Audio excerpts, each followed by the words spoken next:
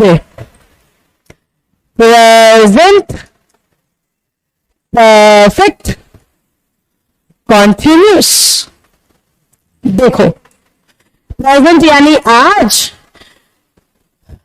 और परफेक्ट में काम को भी चलता हुआ दिखा रहे हो। ये देखो, ये मैंने इंट्रोडक्शन लिखी हुई है जो मैं आपको पढ़ाती हूं, तो एक बार सेट कर दूं फिर आपको बताऊंगी। ये देखो प्रेजेंट परफेक्ट कॉन्टिन्यूअस टेंस। इस टेंस में वाक्यों से पता चलता है कि कार्य, ये ऐसे मात्रा होनी चाहिए इस पे, जो भी एडिटिंग के लिए इन क्लासेस को सुन रहा है ठीक कर देना। यह चलता है कि कार्य कुछ समय से लगातार जारी है। ये शायद कुछ मात्राओं की गलती है, जारी है लेकिन पूर्ण नहीं हुआ है। इस टेंस में कार्य जारी रहने का समय भी दिया होता है। प्रेजेंट कंटीन्यूअस में कार्य जारी रहने का समय नहीं दिया होता।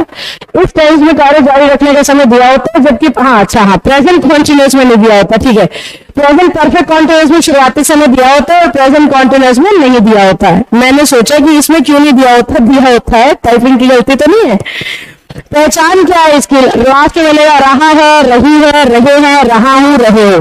अब यही सेम टू सेम पहचान थी प्रेजेंट कॉन्टिन्यूअस की भी, रहा है, रही हूं, रहे हैं, रहे हैं, इस तरीके से प्रेजेंट कॉन्टिन्यूअस की भी यही पहचान थी और प्रेजेंट परफेक्ट कॉन्टिन्यूअस की भी हिंदी में यही पहचान है। तो फर्क कैसे करोगे? जब टेंस प्रेजेंट परफेक्ट कॉन्टिन्यूअस होगा उसमें शुरुआती समय दे रखा होगा, और जब टेंस प्रेजेंट कॉन्टिन्यूअस होगा उसमें समय नहीं दे रखा होगा। कैसे? मैं आपको पढ़ा रही हूं, प्रेजेंट कॉन्टिन्यूअस। मैं सुबह से पढ़ा रही हूं, प्रेजेंट परफेक्ट कॉन्टिन्यूअस।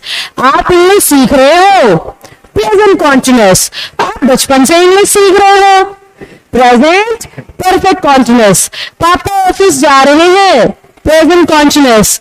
पापा पिछले 20 साल से ऑफिस जा रहे हैं, प्रेजेंट परफेक्ट कॉन्टिन्यूअस। समझ में आई मेरी बात?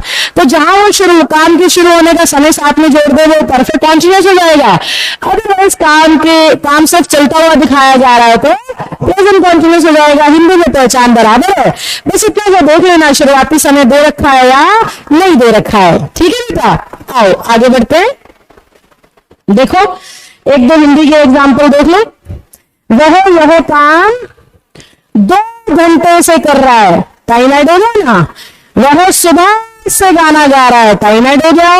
मैं स्कूल में 5 साल से पढ़ रहा हूं, टाइम ऐड हो गया। क्या 2 दिन से अपने घर जा रहा था, जा रहा है, टाइम ऐड हो गया।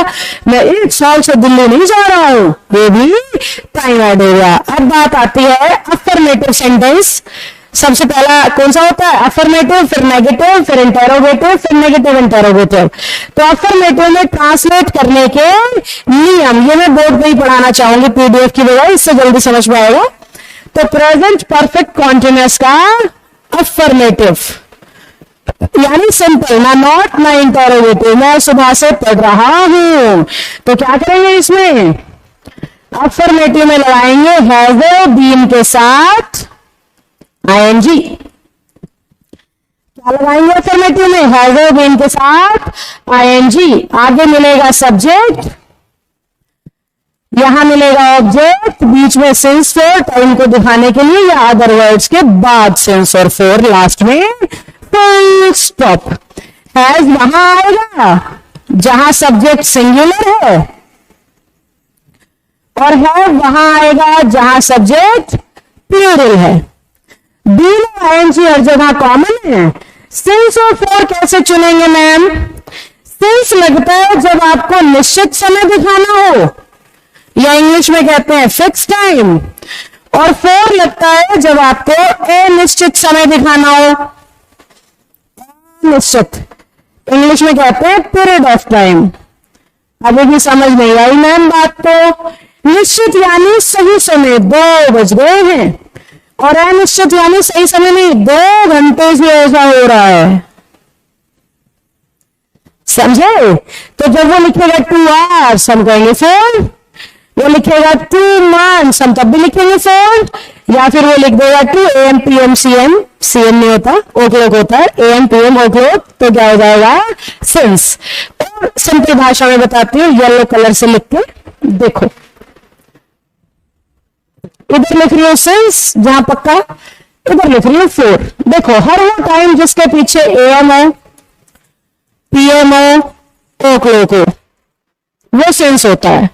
जब भी किसी दिन का नाम लिखोगे, नेम ऑफ एनी डे, मैं शॉर्ट फॉर्म में डे नेम लिख रही हूं स्पेस की वजह से, मंथ नेम लिख रही हूं, year name, name of any festival,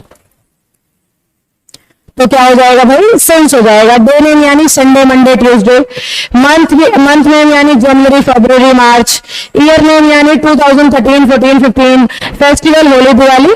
four क्या होगा मैम फिर, जिस टाइम के पीछे मिनट हो, सेकेंड हो, आर हो, वो फोर होगा। दिन का नाम लिखने के लिए 5 days, 10 days, 7 days ऐसा लिख देगा।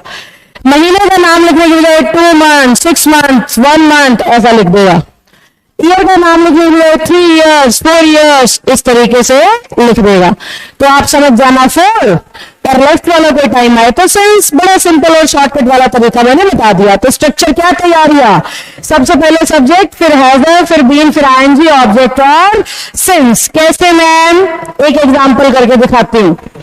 मैं सुबह से पढ़ रही हूं, मैं सुबह से पढ़ रही हूं। अफर्मेटिव सेंटेंस है ना, नोट और क्वेश्चन मार्क है। सुबह से देखते ही आपको पता लग जाना चाहिए कि प्रेजेंट चल रहा है और परफेक्ट कॉन्टिन्यूअस और रही हूं से पता लग रहा है। तो मैं के लिए आई के साथ कभी हैज लगता ही नहीं है, पिछली क्लासेस में आपको सिखा चुकी हूं। तो have, I have been studying भी हो सकता है और डूइंग स्टडी भी हो सकता है, रीडिंग भी हो सकता है। तो I have been studying since morning, क्योंकि मॉर्निंग तो फिक्स टाइम है ना, सुबह शाम दोपहर ये फिक्स टाइम होते हैं, सिंस लगता है। तो I have been studying since morning. अगर यहीं पे होता मैं सुबह से पढ़ा रही हूं, सेम सेंटेंस, तो I have been teaching since morning. समझ गए ना हम बात को। इस तरीके से हमने अफर्मेटिव प्रेजेंट परफेक्ट कॉन्टिन्यूअस को सॉल्व करना होता है।